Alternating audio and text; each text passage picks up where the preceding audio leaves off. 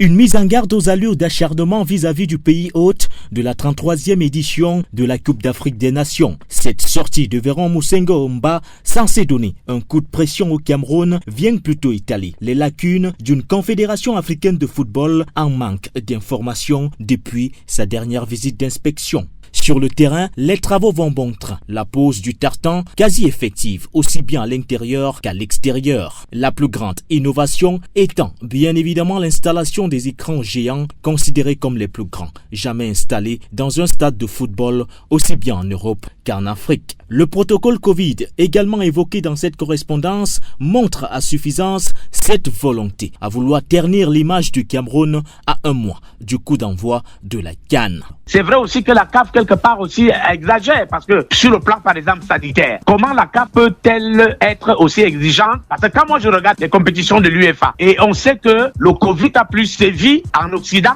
qu'en Afrique, mais les compétitions de l'UEFA, les stades sont pleins à craquer. Pourquoi la FIFA n'exige pas tant de rigueur sanitaire? Mais ces exigences sont trop en Afrique. L'argument du passage de 16 à 24 équipes brandit pour justifier cet imbroglio entre la Confédération africaine de football et le pays hôte de la 33e édition de la Coupe d'Afrique des Nations. Aussi, faut ajouter à cela le ton impérieux utilisé par Véron Moussengo Omba, inacceptable vis-à-vis d'un pays dont les efforts financiers, le palmarès et le vécu imposent un certain respect. On ne parle pas à un pays qui a investi plus de 1000 millions pour organiser une CAN comme celle-là en utilisant un ton aussi impératif. Monsieur Moussengo gagnerait à être courtois parce qu'on ne parle pas à un État sérieux comme le Cameroun avec ce ton dont je trouve avec désinvolture. S'agit-il d'un coup de pression ou alors d'une véritable menace? La réponse sera connue ce 30 novembre à l'issue de la dernière visite d'inspection de la Confédération africaine de football.